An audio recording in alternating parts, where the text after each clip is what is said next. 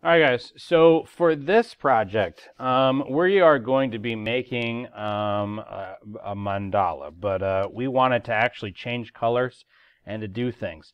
Now, what we've been using up to this point is really just modifying shapes. So we've started to use, rectangles, ellipses, circles, squares, and then we have been playing around with using push and pop and translate. We're going to do that, but we're also going to start putting in rotate, because a lot of these times when you look at these mandalas, I think they're just really, really cool designs. So we're going to try to build this, but we're not using all the curvy bits and stuff. We're going to use simple shapes, but we want to stack them on top of each other. And we want them to actually be a little bit transparent because it will make some cool shapes underneath. So let me show you what I'm talking about. This is an example of a mandala using what we have, just simple shapes. Now, if you look, like as I'm moving the mouse across, different parts of it are changing color. So we are making a mandala that changes. Okay, so this is really, really cool. I think this gives it kind of like a cool, trippy effect. But some of the shapes that we see that reveal themselves, like this flower in the middle, that is not the shape that we made. It's a bunch of ellipses. And those ellipses, because they're all layered on top of each other, are a little bit transparent, and that gives it a different look. Okay, so as we move around, we can see like around this ring right here that it's really just large rectangles, but because they are a little bit partially transparent, which we're going to talk about, it gives it kind of like a warped, like quadrilateral type shape effect, and we can kind of play with this. So this is all built using code that you guys have learned. And the only thing that we are really adding in is the map function and rotate, which you got in previous videos, to be able to do a lot of this stuff. So I'm going to kind of walk through creating a simple mandala, but ultimately this is what I want yours to look like. I want it to have lots and lots of shapes. And once you start playing around with this, you'll realize like, hey, after I get this ellipse, I want it to rotate a little bit and put another one. I can just copy and paste those things to get a lot of my shapes down. Okay, so we are going to be playing around with this a lot to make sure that everything looks like this. So it doesn't need to be exactly like mine. I want yours to be unique. I have kind of like multiple rows. So I have like a center with the ellipse. I have a whole bunch of rectangles. I have another circle. And then I end up having like an outside, which are like, if you can see, are like 4 different areas for like each kind of compass rose piece for north, south, east, and west. And it's a circle and a rectangle, but I have the rectangle rotated. Okay, and all of those are going to be linked to different values so that we can have this color and do a cool looking effect. Okay, all right, so let's kind of jump into that. So we want a new project. This is going to be called Changing Mandala. I am walking through a simple example. You cannot turn in what I am doing, okay? I'm just driving home some points of what we can do so that you guys can get your idea and you guys can create something like this, okay? All right, so previous videos we knew that we were doing circles. So we want circles, we want rectangles, but we want the rectangles to be centered. So I'm going to go ahead and in my setup, I'm just going to set that up. Rect mode, and I want center so that my rectangles will also go in the center. I will also want, because I'm going to be using the rotate, I like to put degrees for the mode. So if we look here for the angle mode, I like to have it as degrees. It's easier for me instead of trying to do stuff in radians with pi. I just like it like that. So angle mode, and then all in caps, degrees. Make sure that you're finishing with a semicolon. Okay, and then we could start drawing. Now, what I'm going to do to make things easier is I'm going to use push and pop. Okay, and I'm going to use like multiple rounds of this. So this may be, let's go ahead and make a comment. This might be, you know, a row, or I was calling them rows. But we're going to end up having multiple of these. Okay. All right, so I might end up modifying some of those, but what we want to start off with is when I draw a rectangle, I want that to be centered. I want everything to default to center. So I'm going to use translate, but not inside of any push and pop, because I want it to happen to everything. Okay, so width divided by 2, height divided by 2. There's my center, and now I can start doing some shapes. So let's call this one, and I got to think in terms of farthest back to farthest up front, because it's going to draw in order. So the thing that's at the very top is going to be at the very bottom of my draw. Okay, so I could start down here on what I want. So let's start maybe with a circle. So let's put a circle, and because I already have it centered, I don't need to move it anywhere, and then I just need to give it a size. So maybe 50. Let's see where we're at. I'm going to put this to 500 by 500. Okay. All right. So I have my circle. Maybe I might end up having, so I'm going to just copy this.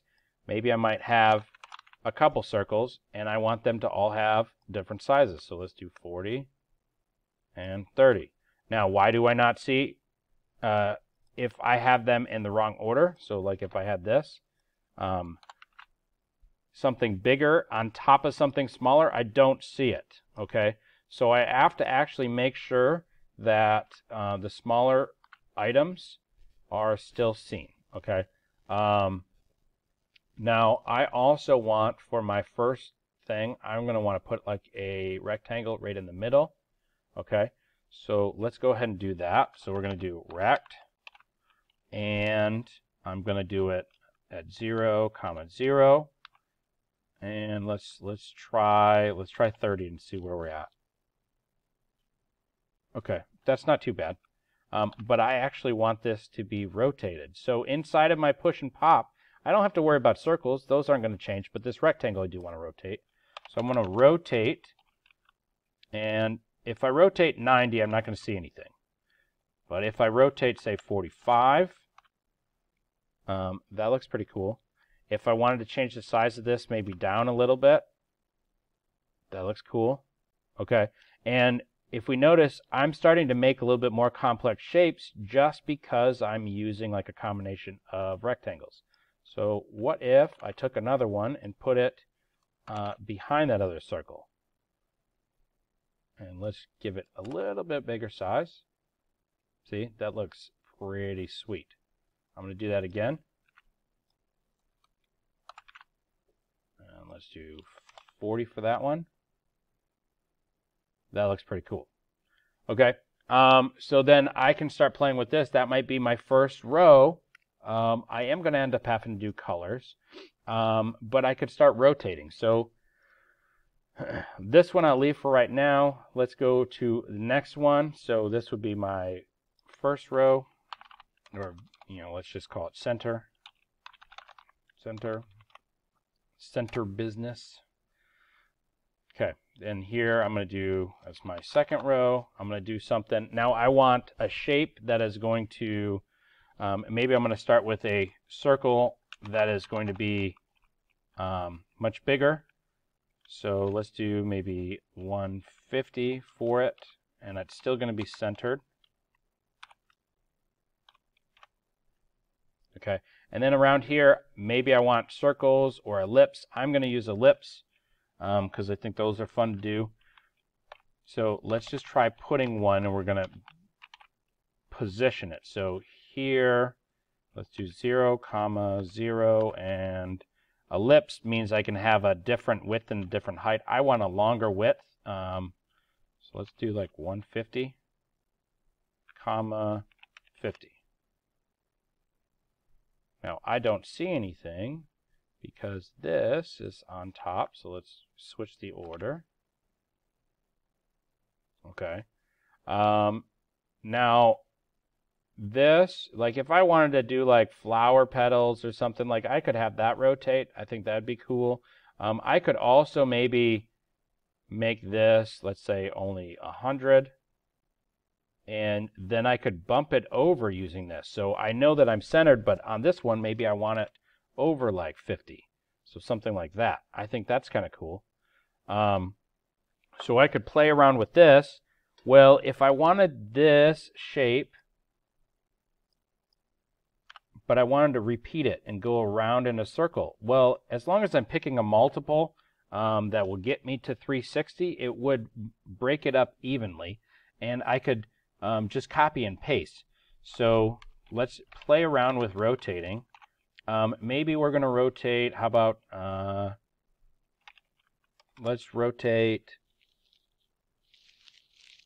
well, if I did 90, just so you guys could see, and then I'm copying this, I don't even have to make any changes for it because it's still drawing centered. Look, there's a petal. Now, because this is in push and pop, I rotated 90. If I copy this and I paste it again, I rotated 90 again. And I paste again, I rotated 90 again. Now I just made those are all set up 50 away from the center, top, right, bottom, or left, and I just position those. Okay, I can put maybe next to each one of these, maybe I might put like a little rectangle. Let's do 50 over like the other one, and I'm going to put 50. And that is behind. I want that to be in front. Let's go ahead and do that. So I'm just moving the order. Okay. Now, this piece, like if I have these how I want, maybe this I want to be like a little diamond inside of those. Well, I can use push and pop to my advantage. Okay. So here, let's just do push again and pop for the rectangle, and then I can rotate the rectangle 45. It's rotating from the center. Okay, so that's why this is 50, 0. So if I want to rotate just that shape, I might have to do translate again. And this is playing around with the design. So let's do translate. And I need what that current position is. So let's do 50, 0. And then we rotate here. There we go. Okay. So I'm doing the translate of whatever is my starting point, because when you want to rotate, you want it to rotate off the center of the shape. If you could do it the other way, like what we did, and it's rotating from that that edge, that what the original translate point was. Okay, because that's what we're rotating off of. So there, this gives me something that I think is pretty cool. Let's go ahead and size that down, though. I want it kind of inside it. 30. Okay, and then maybe I want to actually bump that down some, so I'm going to do 10. Ooh. No, it's actually here. That's going to give an unpredictable behavior. Hold on.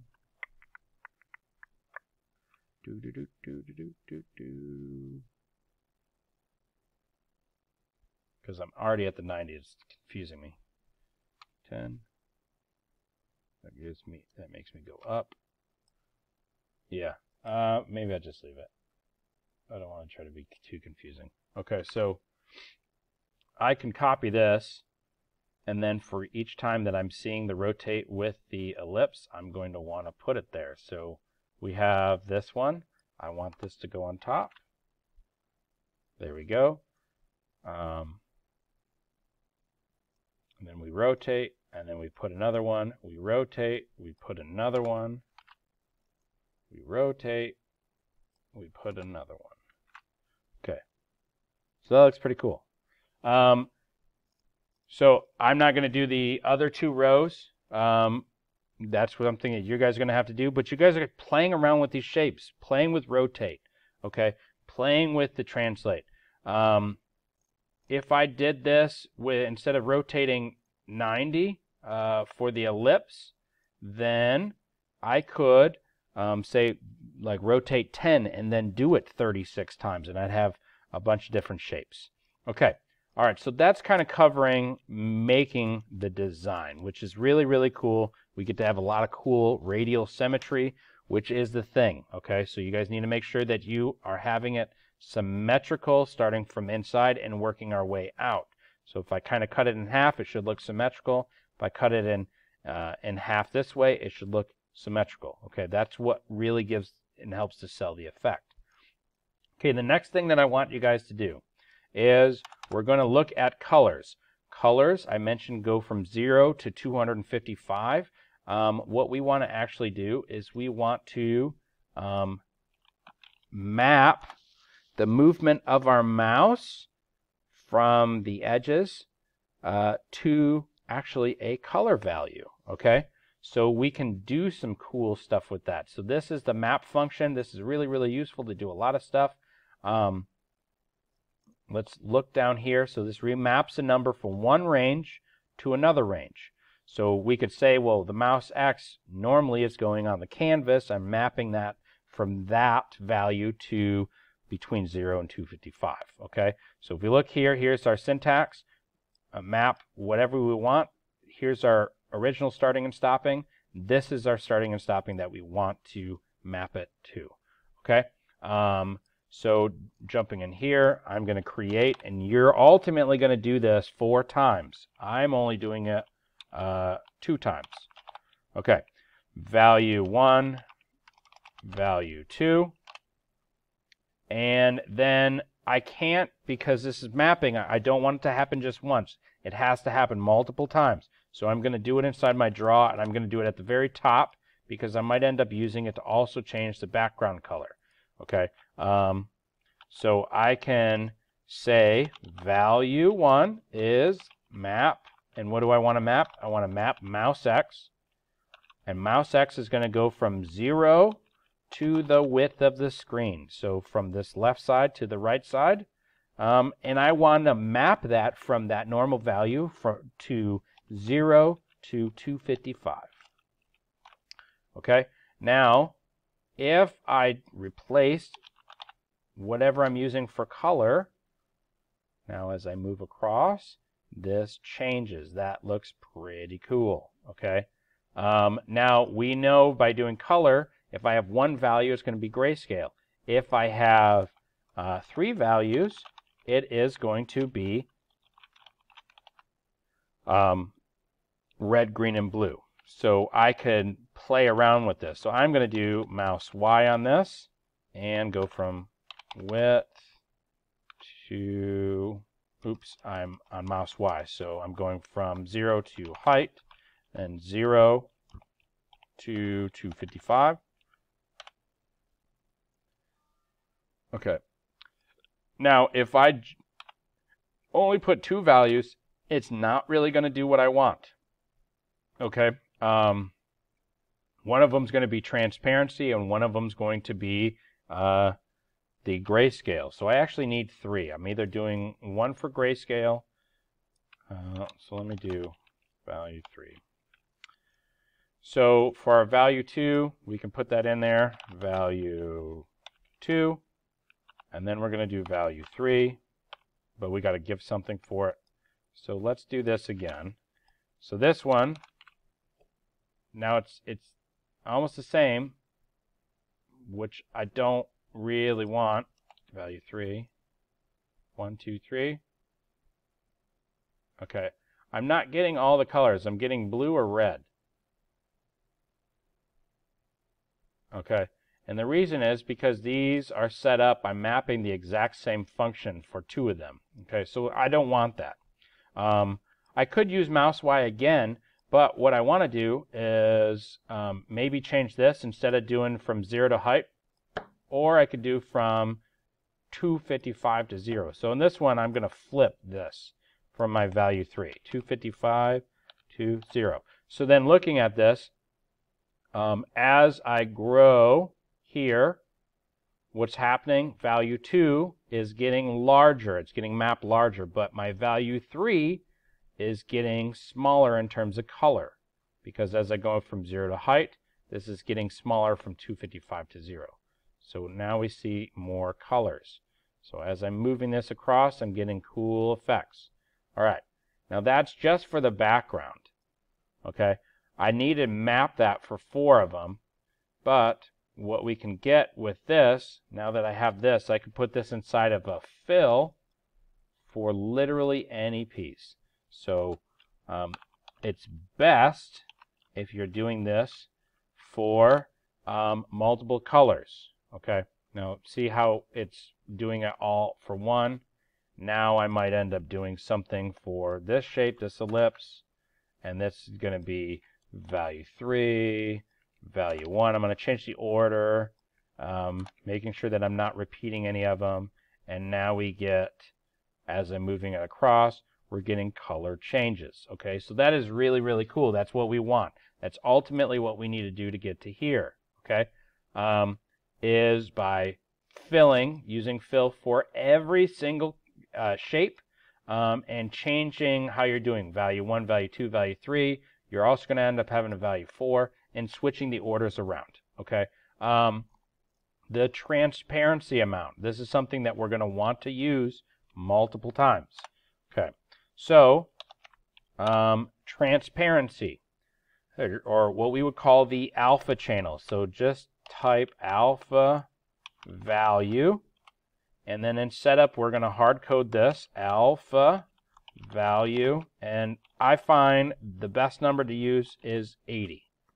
Okay, if I take this alpha value and I put it for any of my shapes, so if I did this, so excuse me, right here, it's red, green, blue, and then alpha. So I can put a comma and I could type alpha value, and then that is giving a little bit of transparency. It's going to show what is behind. So I'm going to just copy and paste that.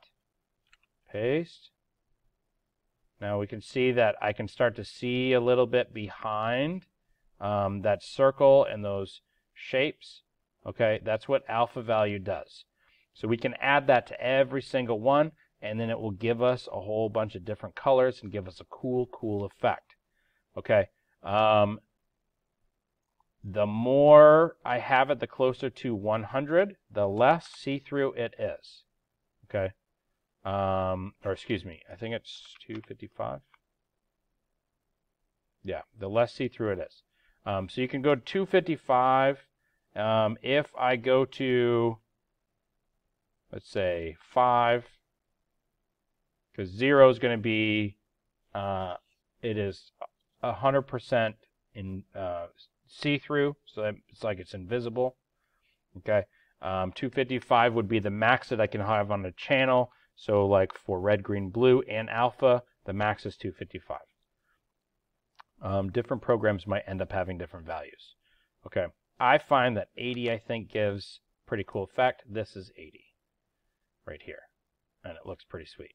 Okay, now the difference that you see here is that every shape has a stroke on it, which is the outline of the shape. If you look here, I have no stroke on it. So in order to do that, in the setup, we are going to type no stroke, just like this. And now there's my stuff. You won't get to see everything if you don't have fill for all of the colors, but we get to create more complex shapes when we have no stroke. Okay, so you can play around with that. So you might end up having a couple shapes that you're joining together as a new shape, and you're taking the stroke off of that, but then you can use fill for each one of those shapes or inside the push pop to make it have a certain color, which is kind of what we want. So if I was looking at maybe doing this one, coloring that, I would be inside here and I would fill. So maybe value 3, value 1, value 2. And then that's going to do all of them individually. So when I move that, what we've seen before, if I brought the stroke back up, so I can comment it out with Control/, I could see that this whole area is changing at the same time. So I may not want to have all of them combined and have them all separately changing. Okay, as we can see here, I have them all changing individually. Okay, so that's how we can do it. That's how we can position things and move them around. We talked about using rect mode for centering the rectangles, angle mode for doing degrees. We used a lot of push and pop to make it so that we can position our stuff. We use the rotate inside of the push and pop to make things rotate around the center of our translate point, our origins. If we wanted to reset them to move or position things, we needed to do a new translate inside of a push pop. We can embed the push pops as many times as we need to get where we want it to be. The same with translate; they kind of compound on each other unless it's unless you have a push or pop to like help reset it. Okay, so that is basically it for this. After you get your shapes, you are always going to have multiple rows. It will look complex like this. It's not going to be like 10 shapes, and you're going to call it good. The benefit is that once we kind of get an idea of something that we want, we can just highlight and copy and paste it inside of our areas. So like we did this for our rectangle, we got it where we were wanting it positioned on the ellipse, and then we copied and pasted that 3 more times to easily do this. Okay, so you're building in small pieces and then using the copy and paste feature to get it down to build out your layers, and it makes it look really cool. Okay, and then we finished by playing with the fill. So we used the map function to map a mouse X and mouse Y from the normal canvas sizes to the color channels, which goes from 0 to 255. We did that with at least 3. You guys are going to end up having to do 4 so you don't have repetition. And you can do that for making it so that it will recolor. It will remap dynamically only if it's within the draw. So we did that for fill.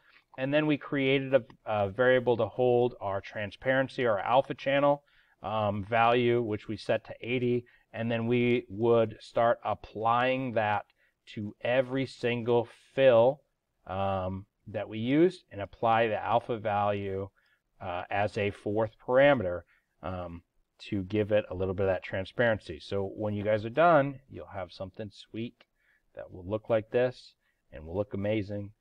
All right, good luck. Have fun.